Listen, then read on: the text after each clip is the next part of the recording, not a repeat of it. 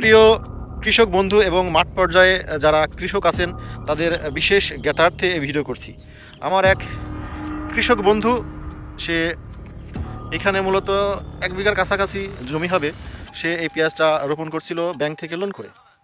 কিন্তু কোনো এক কারণবশত ভুল বিষ প্রয়োগ, যে দোকানগুলো আছে সেই দোকানই এই ব্যক্তিকে বিষ দিয়েছে এবং বিষ দিয়ে এমন পর্যায়ে গেছে, বিষ দেওয়ার পরে পুরা আপনার পেঁয়াজ গাছ মাটির সহিত শুয়ে পড়ছে এবং কালারগুলো দেখেন পুরা হলুদ কালার হয়ে নিঃশেষ অবস্থা। এখন চাষি খুবই ক্ষতিগ্রস্ত।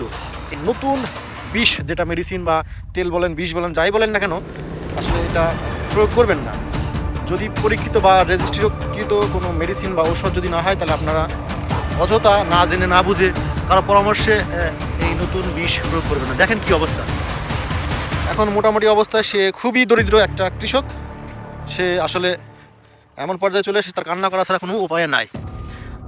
গাছটা হাঁটুর উপরে ছিল, কিন্তু এখন পাতাভর, মানে পায়ের পাতা পর্যন্ত দেবে গেছে।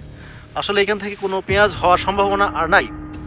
আসলে এই অবস্থায় সে আমার সামনে বা মাঠে নাই।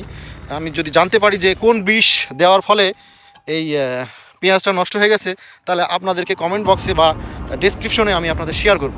পরবর্তী সময়ে যারা নতুন বিষ প্রয়োগ করবেন, সেই ক্ষেত্রে একটু সচেতন হবেন, যাতে করে মানে আপনারা এই বিপদপূর্ণ না হন। এই জমিটা অবস্থিত আপনার রতনপুর গ্রাম, মুজিবনগর উপজেলা, মেহেরপুর জেলাতে এই কৃষকের কৃষি ফিল্ড। কথা সেটা না, এখন মুদ্রা কথা বা শেষ কথা হচ্ছে যে এই চাষি ভাই এমনভাবে মার খাইছে, মূলত তার 70 থেকে 1 লাখ টাকা আসলে এই জমির ক্ষতির পরিমাণ হবে আনুমানিক।